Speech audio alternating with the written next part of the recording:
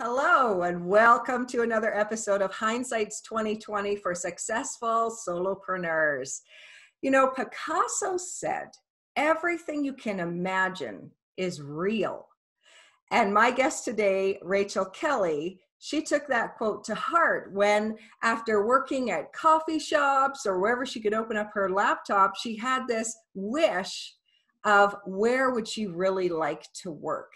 And she took her imagination, she made her dream come true, and she is now the owner of Make Lemonade, a work share space for women entrepreneurs. Rachel, you call yourself the Chief Lemon of Make Lemonade, which is great. Is there anything else we should know about you to help us get the most out of our conversation today? Welcome to the podcast. I hope you enjoy the honest advice and personal stories.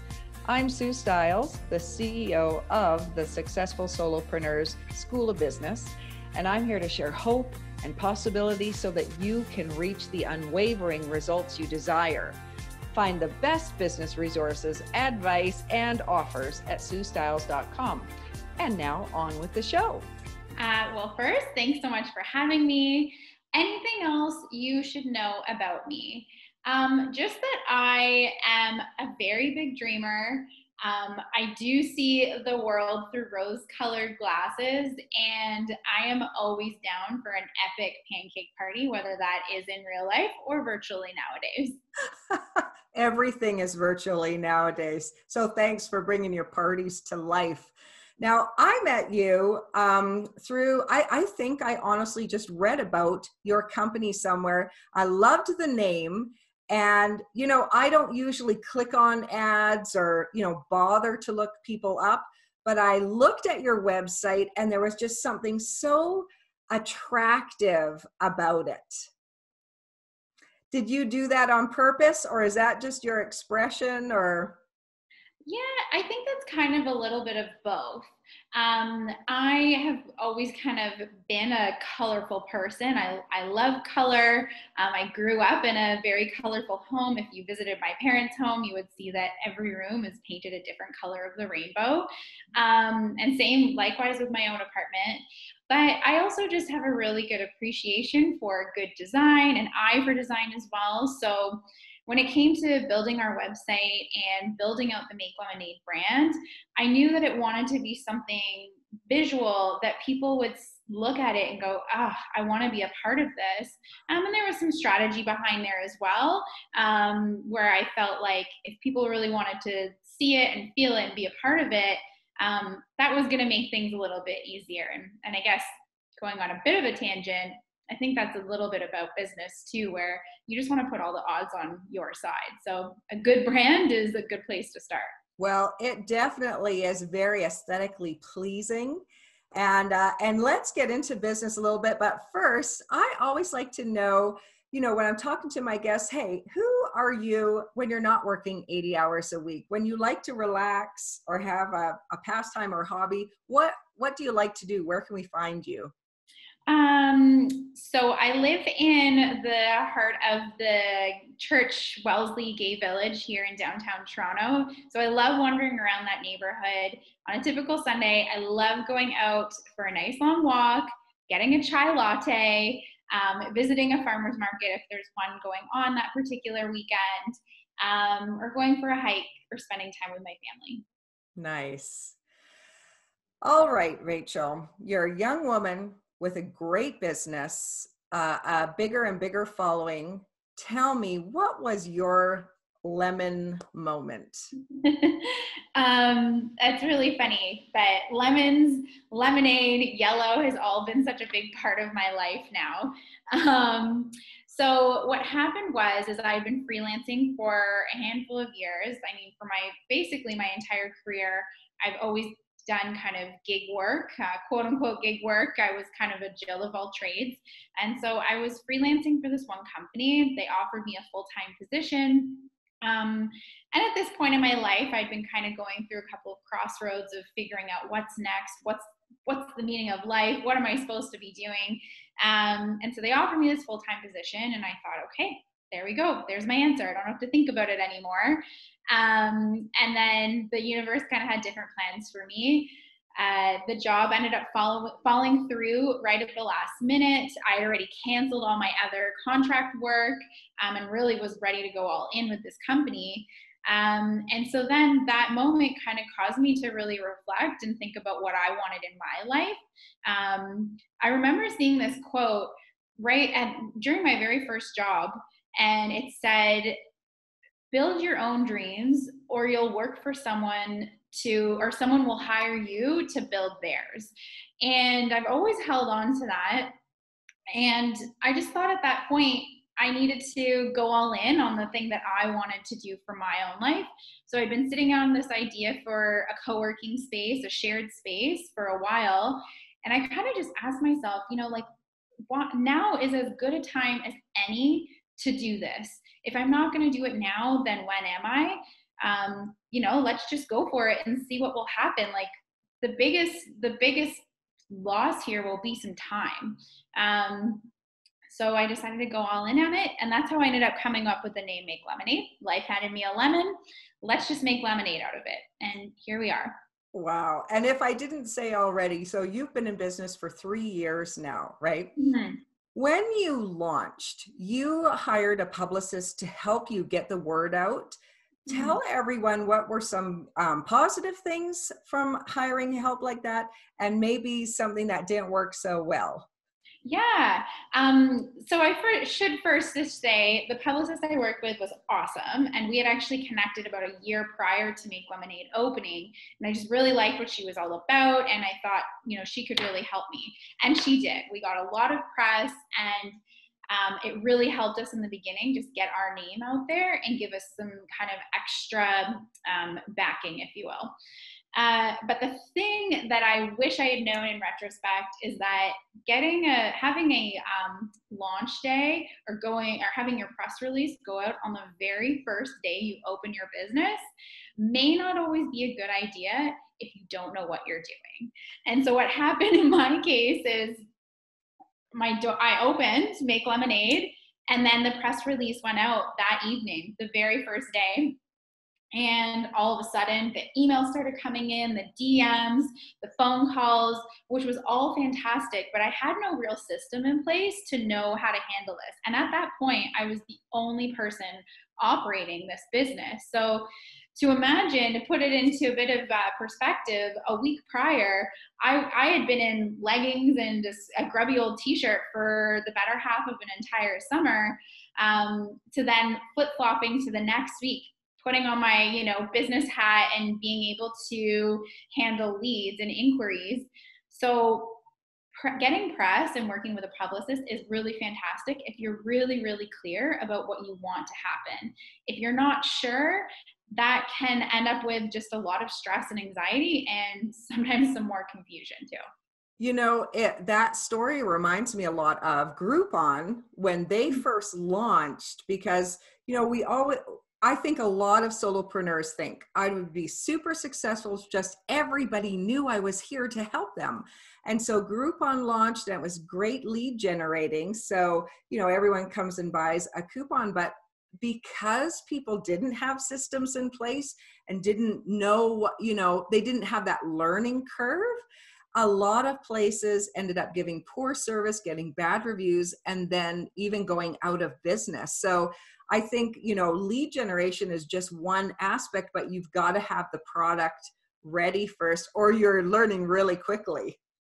Exactly. And so that's exactly what happened in my case. And it also, with that then comes all the other stuff of stress, anxiety, and a big old, what the heck have I done? Yeah. Was there anybody that helped you along the way? Like anyone significant, as a solopreneur or entrepreneur, lots of times we do everything ourselves, or we feel like we have to. Did you, when you look back in hindsight, see anyone that helped you get where you are today? Yeah, absolutely. My parents are really like the biggest mentors and motivators and supporters I have had. Of course, the Make Lemonade community really supports me as well, and there's certain people in particular, but really my parents have been there for me from the beginning. that kind of just comes with the package, I guess. But I was really fortunate because they had run their own business for 33 years.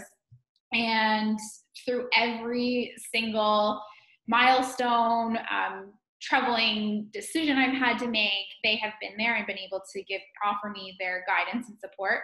Of course, sometimes that can be a bit frustrating because everyone has their own interesting relationships with their parents. So sometimes it's a blessing and sometimes it's not so much. But at the end of the day, I'm still super grateful that they have been the ones who've been really able to help me figure my way through.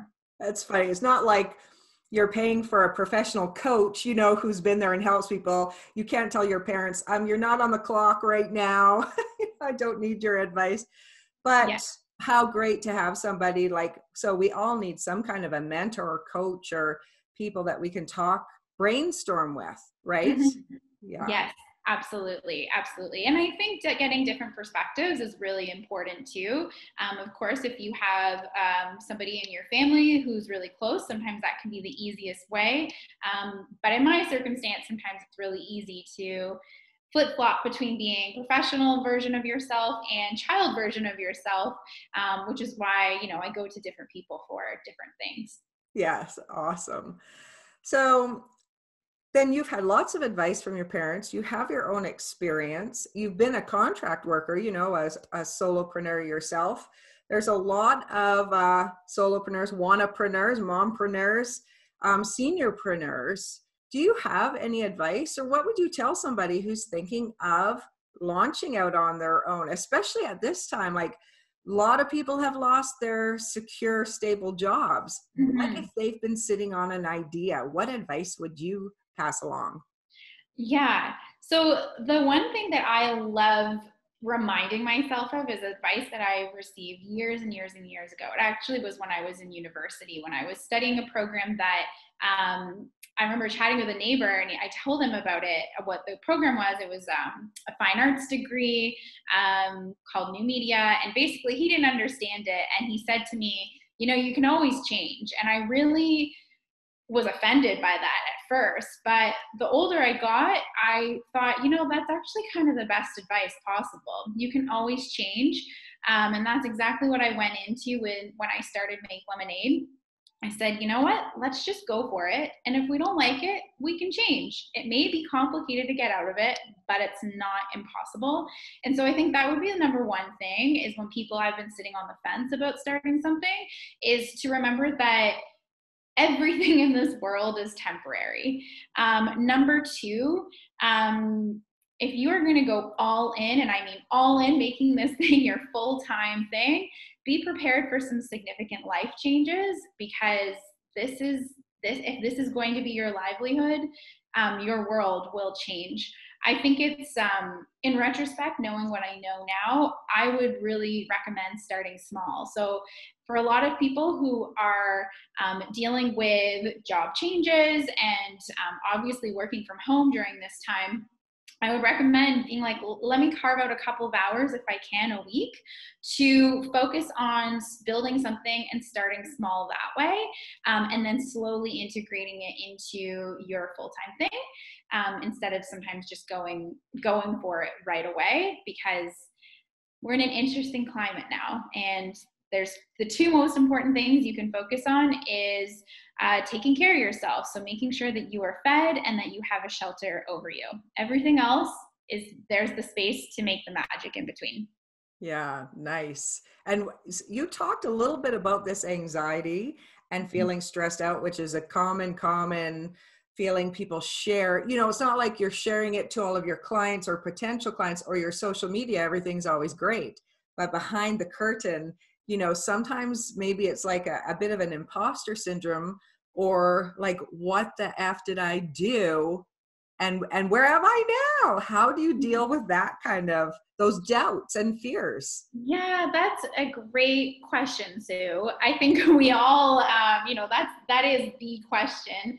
I mean, I have a couple of people in my circle now that I've met through Make Lemonade or some other communities that I'm a part of as well, who really helped me focus on self-care as being like the priority. I mean, I went to therapy in my first year of opening Make Lemonade because I was very all over the place and did not know how to quote unquote deal. And I think at the end of the day, it's remembering that you can do anything, but you can't do everything. And that, you start something to create a life for yourself, to do something different, but it shouldn't be all consuming that you're unhappy and stressed and confused all the time. It's very easy to get in there, but we have one life. It's the longest thing we're going to do. So let's try and make it fun and interesting and feel good about what we do. I love what you're saying. I was just thinking, I often have to remind myself that one of my core values is having fun.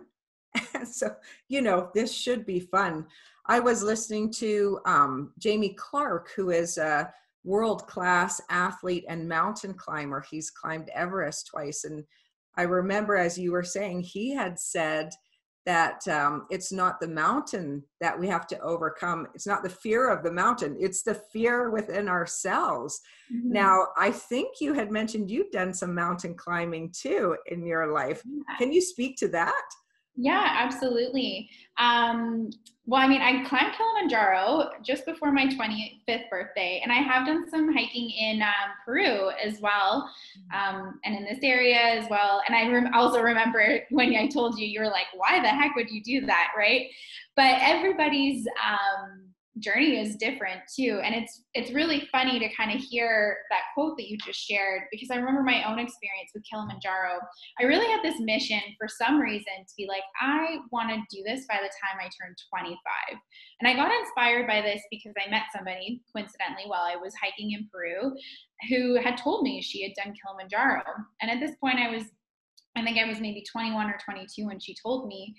And I thought, what? Normal people can do that? I really had in my head that you had to be a professional person to climb a mountain like Mount Kilimanjaro. And don't get me wrong, there are safety and health precautions that come with a lot of these different hikes, and you do need to be in some relatively good shape to get the best experience possible. But I remember I really built it up in my head that by the time I turned 25, I want to climb Mount Kilimanjaro. And I did. I summited 2 days before I turned 25, and it was incredible.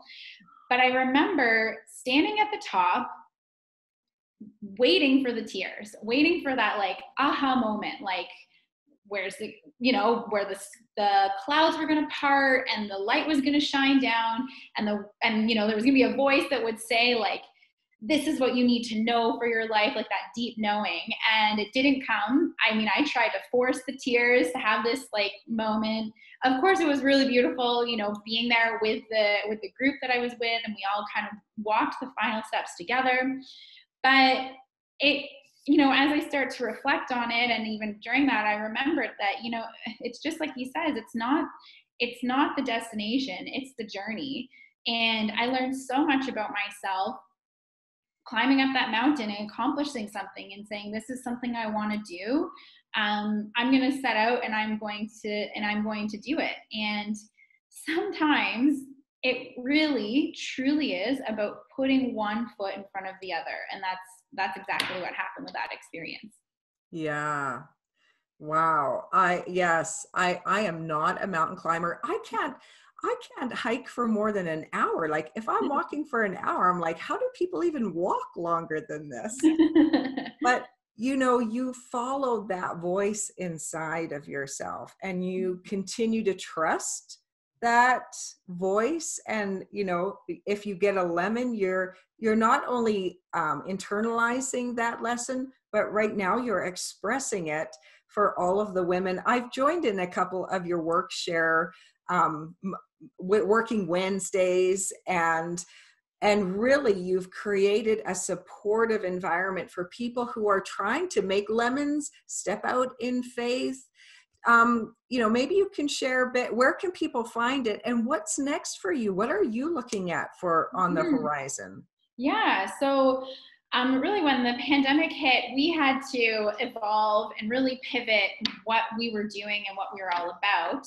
And, in some ways, like it was exactly what needed to happen for us. I mean, despite obviously the really horrible circumstances, here at Make Lemonade, we needed to shake things up too. So we still have our Toronto co-working office, which operates kind of under some different regulations now to make sure that everyone's feeling safe. But we then launched something called our virtual membership, which has been absolutely beautiful to be able to connect with people from wherever.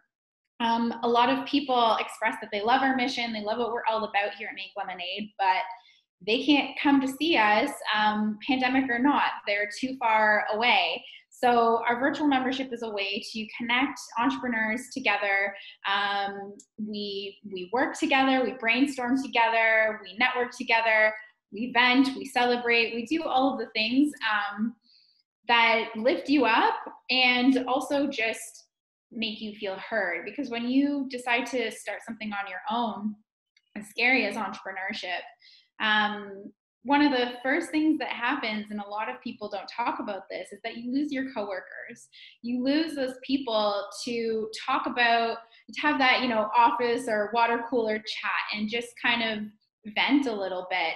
And your friendship dynamics change as well, because you don't get to talk about the things that you normally would, or your friends don't understand from the same perspective. So those are some of the reasons why Make Lemonade is so special, is because you get to then connect with these people who go, yeah, I totally get what you're all about. So the way everyone can find out about Make Lemonade and our virtual membership now is if you go to makelemonade.ca/virtual, or just visit our homepage and you'll find everything there too. You know what, as you're saying that, it just all rings true. And I hope our listeners are feeling something about that too, because this is really a space that you don't have to live right in the center of Toronto to go and see. And I know for me last year, when I was doing some beta testing for the online course I was doing for entrepreneurs, solopreneurs, what do you need before you go into business so you're not stuck like a Groupon coupon? And, and Joanne was there and helped me, and Cheryl and Shannon and this handful of women who said, I'll be game, I'll go through it, I'll give you some feedback. And that's what I needed as a solopreneur. But everyone has their little niche where if somebody could just give you some feedback, give you their opinion. And, I belong to lots of groups. I've actually approached lots of work share spaces, and yours has been the best that I have found. Kudos to you. Thank you so much. I mean, we're just the zestiest of the bunch. That's all. We've talked about a lot of things here. Is there anything left that you would want people to take as they go forward in their business? Anything else in hindsight, as you look back, that you would like to share and leave them on the note for? Yeah, I think I would say that if you are currently staring at your computer, maybe you have about 12 cups of different drinks, half-drunk coffee, tea, water, lemonade, whatever it is, sitting beside your desk,